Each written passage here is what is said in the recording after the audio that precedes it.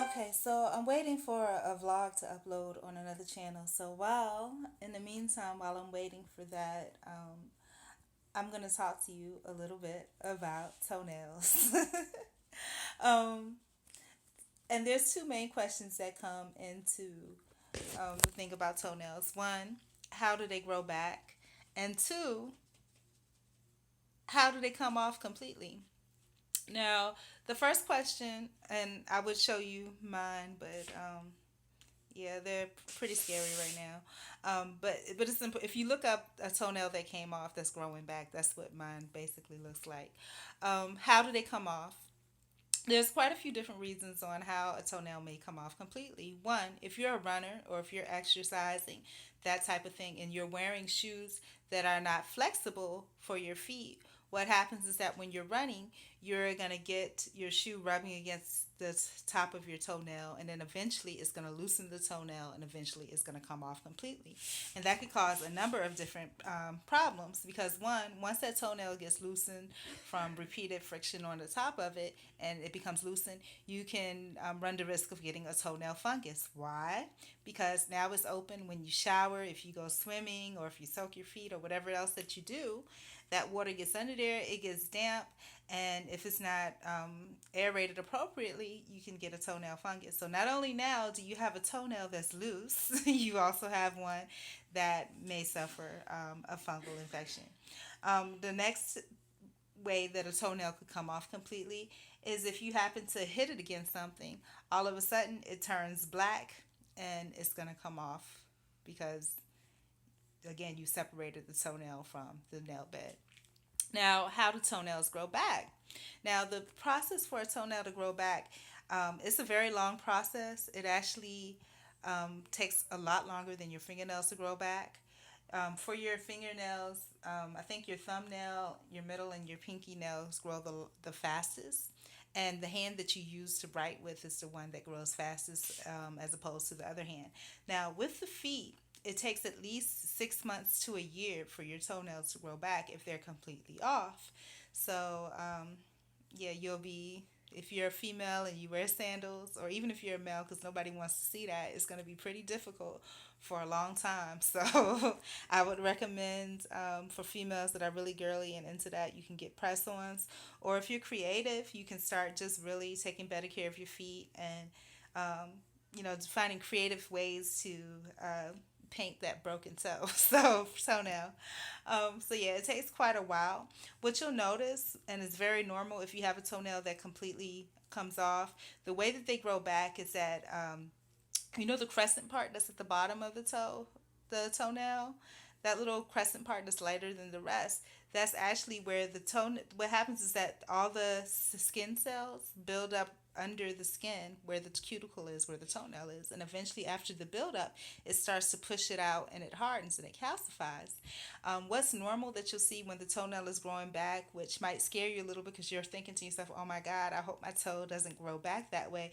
You may see that there may be some portions of it where the skin from the toe actually starts to cover the size of the toenail. No worry, just keep it maintained. It's not gonna, well, for my situation, it didn't stay that way. Also, you're gonna see like maybe a little bit of bulging at the crown of the toenail, like in the middle at the crown. That's normal too. The rest of the nail will grow and catch up to it, and it'll all be okay. You may see a ridge where the old toenail was still there and a new one just decided to start where it left off again. That may be normal for you. Also, like where the toenail stops growing and the flesh of your toe is, you might notice like some flaky skin and that type of thing. It's because, again, that's part of the nail bed. Don't let that be alarm you. Your toenail is gonna grow back and it's gonna be fine. And that's about it. If you soak your feet, all you would do is that's dead skin. Just keep peeling it off and just letting it grow back. What I do when I soak mine, and I haven't done it in quite a while. This is gonna sound weird, but it's a lot of antiseptic values and antiseptic qualities that mouthwash has. So I use a cap full of mouthwash, some alcohol, and I try to get the highest percent alcohol that I can get, a little bit of hydrogen peroxide, and a little bit of some type of smell good body wash or something just to, get it soapy in there, and some Epsom salt to relax your muscles. And vinegar also has a lot of very antiseptic quality too. And I soak for as long as I want. Every now I'll take my foot out, and I'll scrape off the dead skin. And what I use, depending on how sensitive your feet are, you know how they have like at the dollar store the little mini graters. This may be too harsh for your feet, but mini graters for, like getting the zesters is what they're called. I'll use those on the very hard parts, like the callus on the ball of my feet and that type of thing. And then the rest, you could just use like a metal nail file and just kind of scrape off the dead skin. And you'd be surprised if you don't scrape it. It looks like it's fine, but when you scrape it, you'll see how much dead skin is really on there. So, and then you just kind of get a brush and kind of brush over your feet real good and wash them, and then that's it. And then that's pretty much it. And your feet are nice and relaxed. I like to soak them again after that in just clean, plain water with maybe a little bit of alcohol, and that's it. So I'm gonna see if my upload has finished uploading, and we're gonna upload this one and continue on.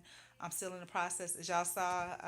I'm uploading to another channel for that just because of my state of undress. But the bags in the background again, the small space that I'm in, that's all the space that I have. And so I got kind of creative and practical with how to store my clothing. So they're stored in the bags. Those are not dirty clothes, just so you'll know. I do have two bags of dirty clothes, but those are basically clothes and shoes. I had them separated by style, like business professional, business casual. Then I had regular casual. Then I had just shopping on the weekend. Then I had hoochie-fied. Then I had sleepwear, like just around the house wear. But I dumped it all out, and now they're just dumped back all in the bags. And I'm going to get them resorted again. My goal is to have this looking like a mini studio. And we're going to be make practical use of the garbage bags of clothes.